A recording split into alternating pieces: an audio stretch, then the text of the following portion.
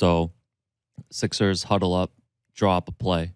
So on the inbound, it's Danny Green inbounding the ball, Yep. right? And Nick decides to not put a defender on the inbounder. So before we get to the play, thoughts on that strategy? I could get it. First off, you have to understand all these things are happening in real time, right? You can like prepare for some of these scenarios in advance.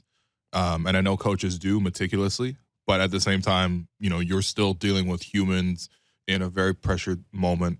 I believe originally Fred had gone to the ball to go guard the inbound. But I think Nick waved him back and put him in the backcourt. I think he probably maybe saw or thought that the play was going to go one way. Maybe there's going to be some sort of backdoor lob.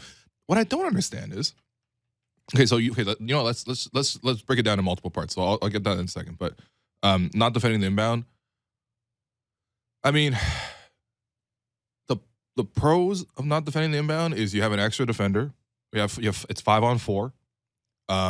You can maybe dissuade passes in a certain direction. Like, let's say, for example, you had a bigger player and you stood him right under the basket for a 0.9 kind of thing. If someone tried to lob it up to the rim, you have someone defending it right away, right? You could take away a whole area of the floor.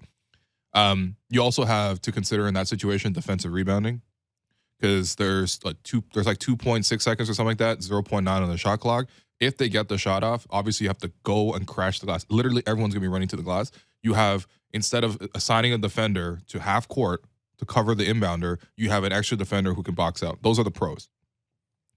The cons are that you allow every single pass to be made as crisply as possible into players who, in this situation, again, we're talking about the finest of margins, right? We're talking about trying to execute an inbound play with 0.9 and to score.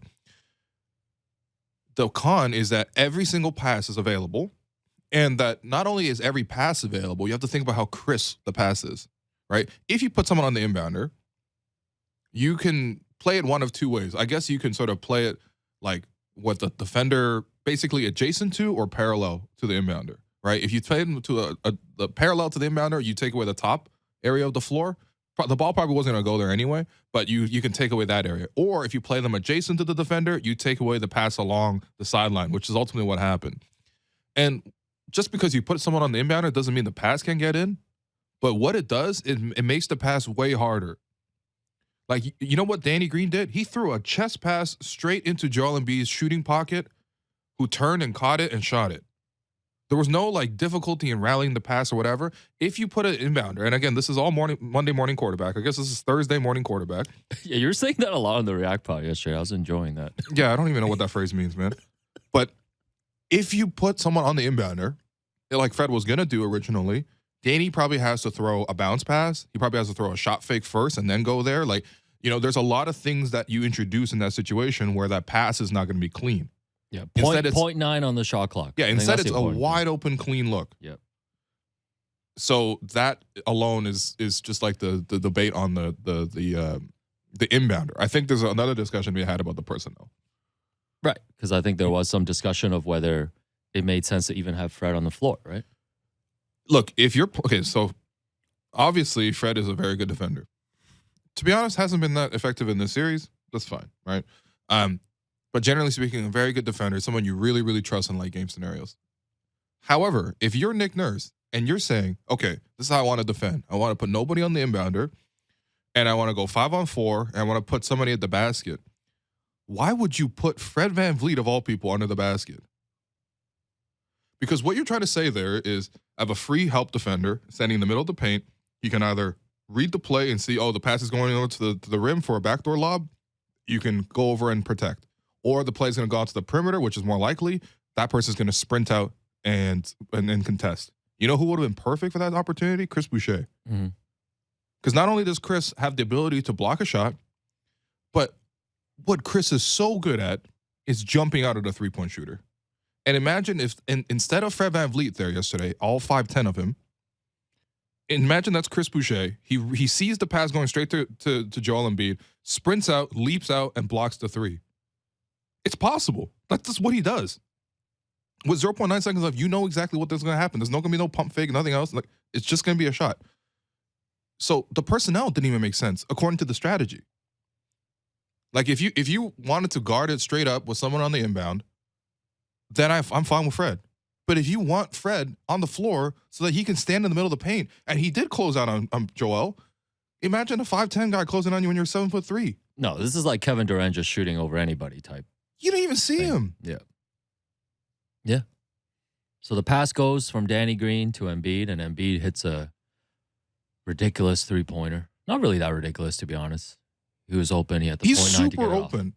Super open. Again, the pass is right there because there's no pressure on the pass. There's also, in terms of the execution, was really good. Tobias Harris with, again, people are going to be like, oh, the moving screen, whatever. Bro, again, have you seen basketball? But anyway, so whatever. So Tobias Harris comes through with a running block and disjars Precious. Now, in that situation, you're supposed to switch everything. So Tobias, the person guarding Tobias Harris, which was Gary Trent Jr., should have called it out, or at least known to, I'm going to go switch onto Joel. Would he have done too much if he had switched on to Joel? I don't know. But ultimately, there was no switch that happened. Gary actually took a step in the wrong direction away from the play. Precious got screened, which is nothing of his own fault. You're going to get screened in a lot of these late game scenarios. And then Embiid got really free. And listen, at the end of the day, you have to give Dr. Rivers a lot of credit. To get that timeout, to get that play drawn up, because that was just going to be a turnover for the Sixers. And the Raptors were going to have a chance with maybe a second, or basically around the same amount of time to try to do something. They probably weren't going to score. They're probably going to go to double overtime. But the later that game went, you would have thought the Raptors would have had a better and better chance because Joel Embiid was the one scoring for them, but Tyrese Maxey was missing jumpers. Tobias Harris wasn't really scoring. He missed a tip at the end of regulation, and James Harden had fouled out. And Georges Niang was on the floor. Like, there's a lot of opportunities that the later that game went, I would have felt better and better for the Raptors. But Dr. Rivers saved the Sixers. Man, it's tough. It's really difficult.